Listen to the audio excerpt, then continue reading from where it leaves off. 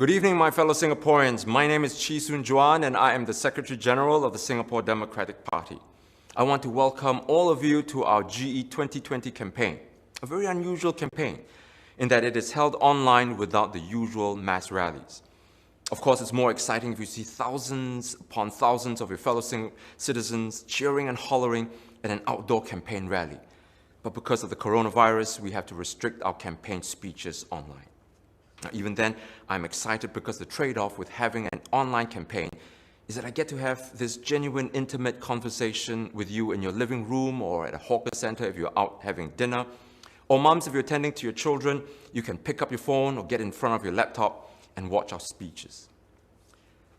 阿伯阿姆，我是基顺转新加坡民主党的秘书长。这阵我们不可以举行这些群众大会。 所以我们只有可以在网络跟你们这样子联络。有时候我会用一些华语跟福建话来跟你们讲一讲，解释一下子。我希望说我可以再弄其他的一些视频 video 来跟你们谈一些很重要的事情。但是有时候现在我在用英文来跟大家解释一下子。谢谢。 Now, as exciting as this election is, it is nonetheless a somber affair, as you are called upon to make a decision on who you want to represent you in Parliament for the next 5 years. I want to have this conversation with you as we talk about how we are going to take our country forward at this crucial time. So, my friends, in this election, I urge you not to fall for the PAP's favorite trick again. Don't get into this trap of turning this election into an unseemly circus of you calling me names and I scolding you back.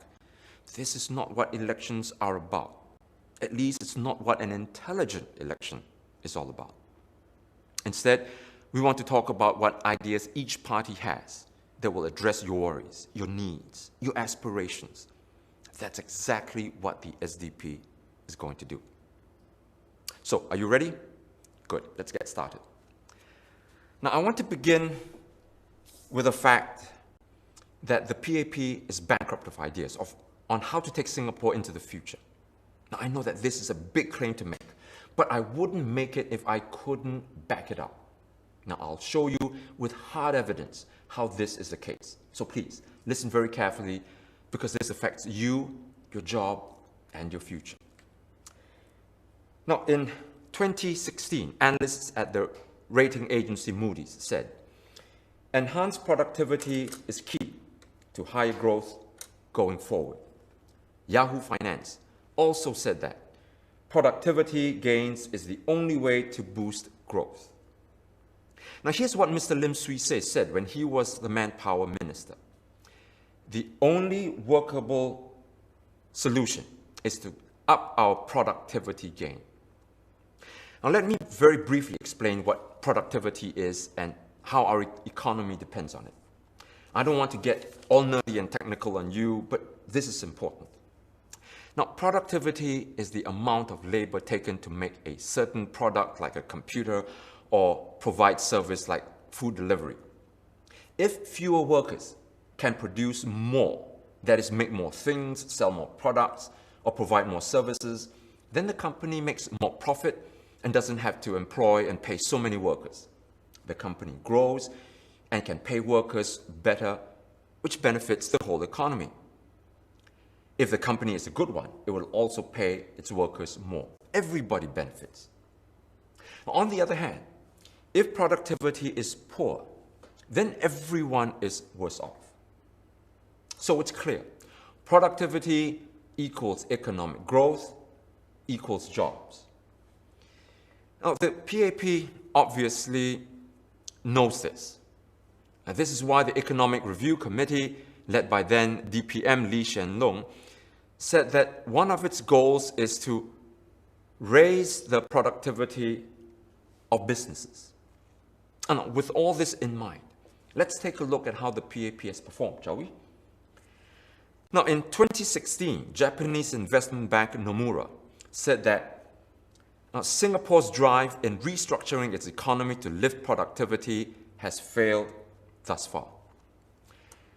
In 2017, the Straits Times reported that labor productivity in Singapore is decreasing. The newspaper again reported that in 2019, Singapore's labor productivity fell. Even Mr. Lee Hsien Loong himself acknowledged the problem when he said Singapore has maxed out on the easy ways of driving economic growth and that productivity is very tough to do.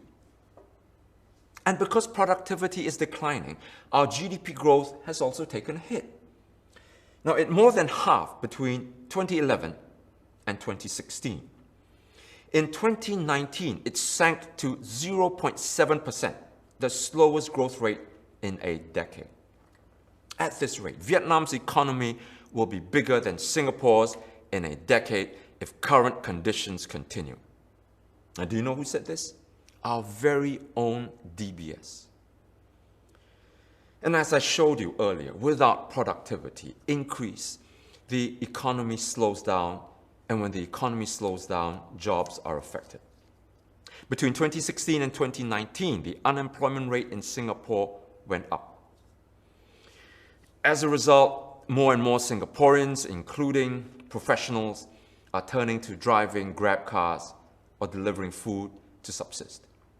We've even come up with a new term, the graduate poor, because our graduates either cannot find employment or if they find jobs, are woefully underemployed.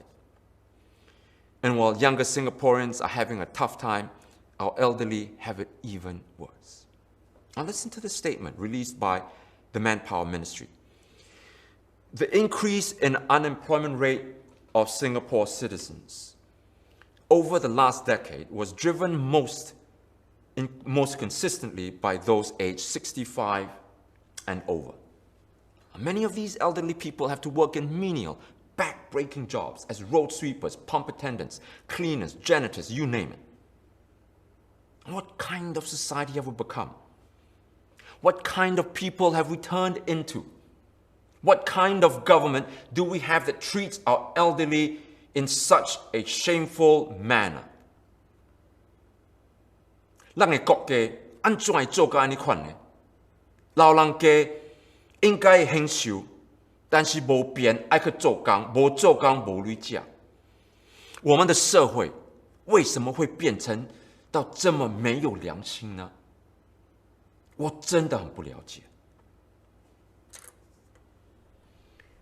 Now, in case you think that all this was caused by the COVID crisis, I need to remind you that everything that I've just told you happened before the pandemic came about. For 17 years, since 2003, when Mr. Lee declared that productivity increase was the way to go, the PAP has not been able to deliver. I just showed you the facts, ladies and gentlemen. I just showed you what analysts have said, not what I have said. Analysts have said. Mr. Lee's leadership inspires as much confidence as the sloth inspires exercise. Look at this international survey that was done in November last year, which asked respondents the question, do you believe that you and your family will be better off in 5 years' time? Nearly 60%, I repeat, 60% of Singaporeans said no. Then now all of a sudden, just before the elections, the PAP says it can create tens of thousands of jobs. Straits Times says that the government will create jobs on an unprecedented scale. Hokkien, we say, the pian gina, bluff children. Now it sounds like a move out of desperation, a political gimmick pushed out for the GE rather than a proper, well thought out plan. So, how are we going to get out of this predicament, this problem? The idea, at least in the next 4 or 5 years, is to ensure that as much cash remains in the pocket of citizens to ensure that the economy continues to build and jobs are maintained and created.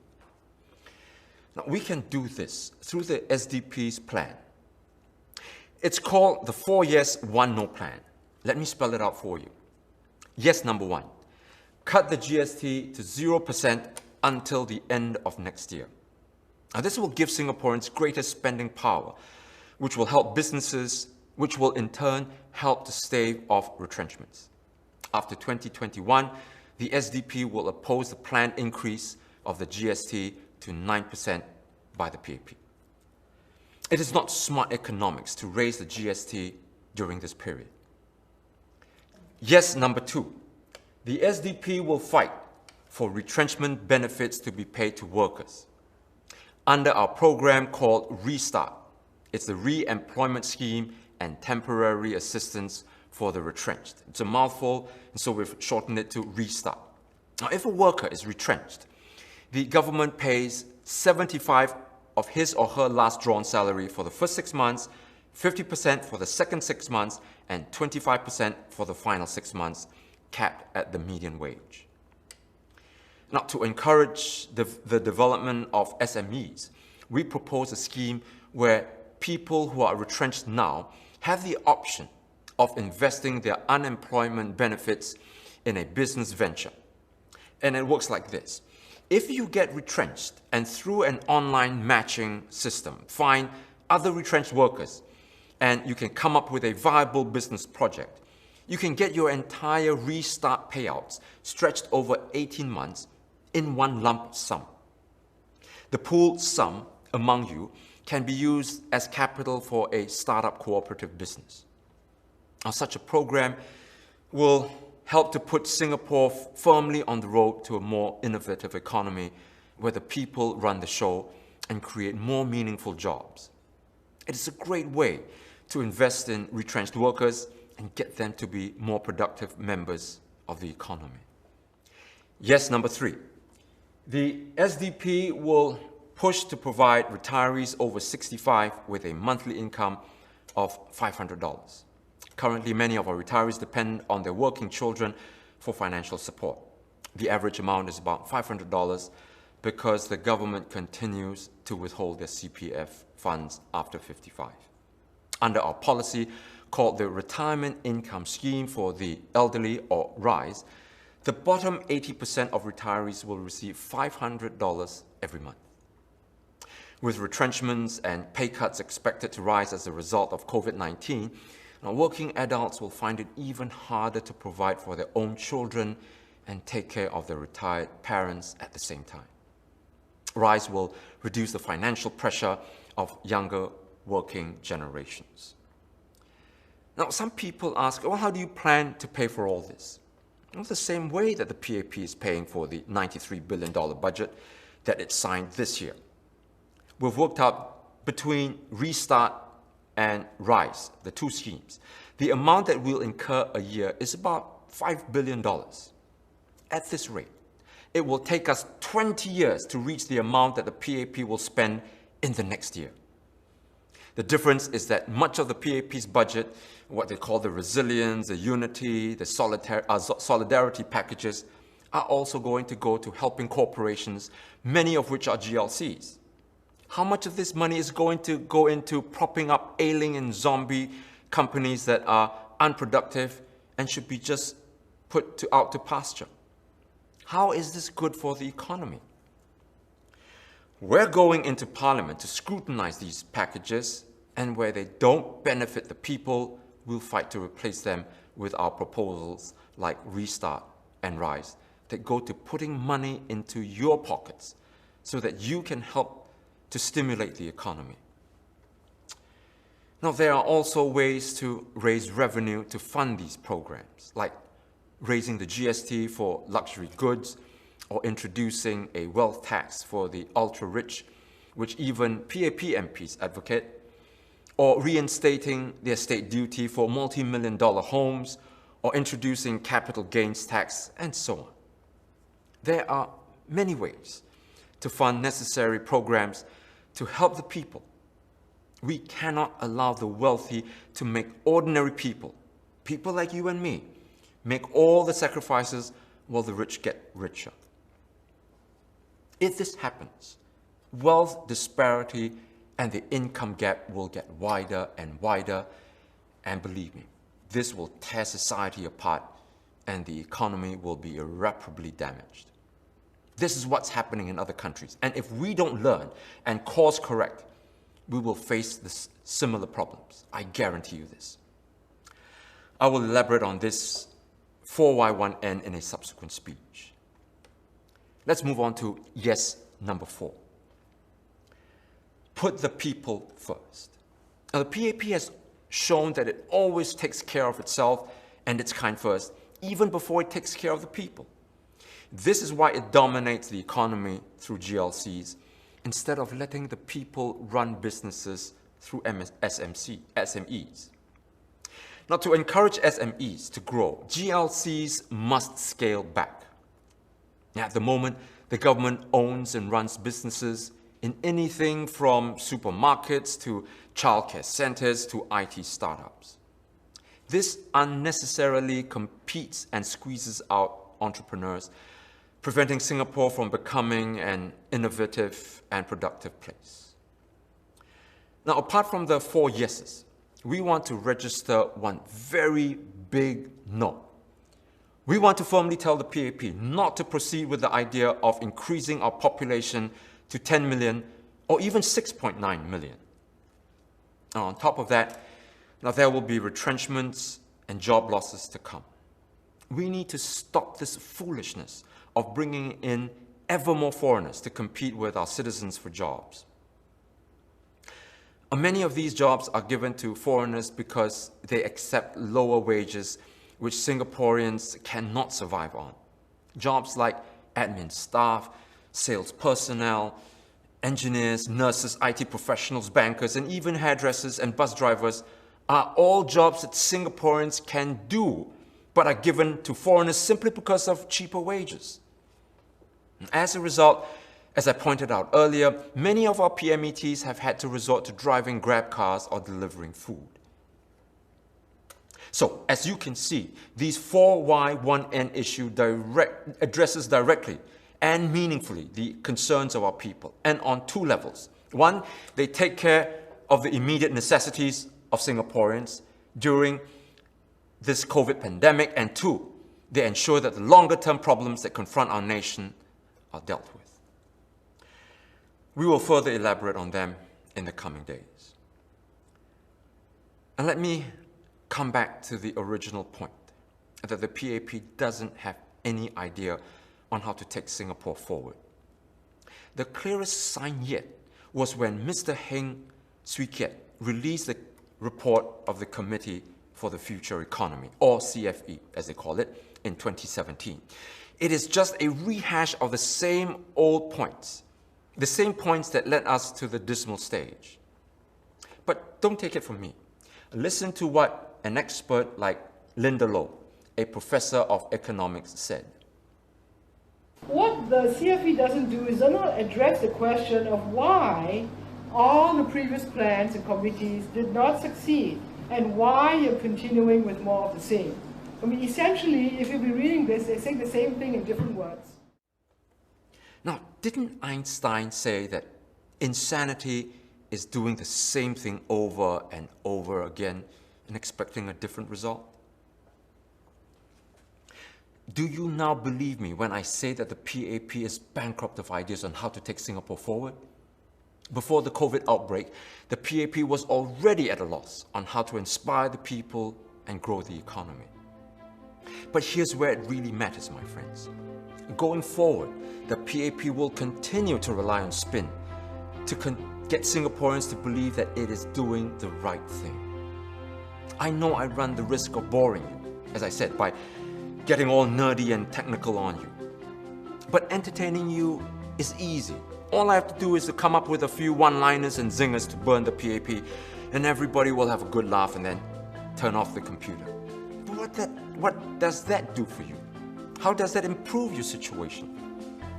I don't cite you all these dates, these figures and reports for fun. As I mentioned at the outset, I want to run this campaign on facts. With facts, I can reason with you, and I know that you want an opposition that reasons with you, not talk nonsense. And I hope I've given you enough reasons to vote for the SDP, to vote for the kind of opposition that you've been looking for, a competent, constructive, and compassionate party. We cannot go on like this, my friends.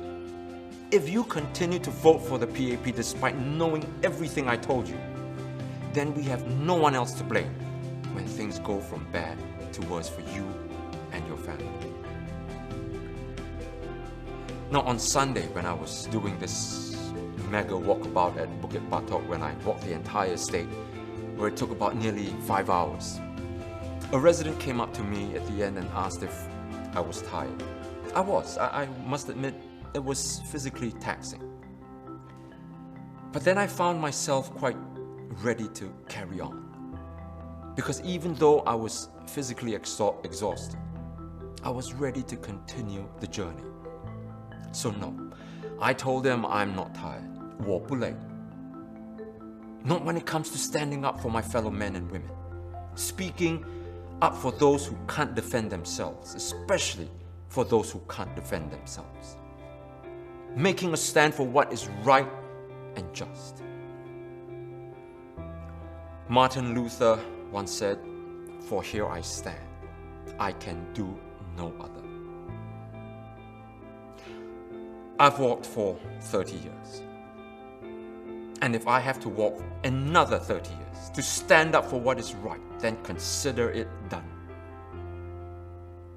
I have but one life to give, and I gladly give it up for justice, for righteousness, and for freedom. I invite you, my fellow Singaporeans, to stand up and walk with me. Good night.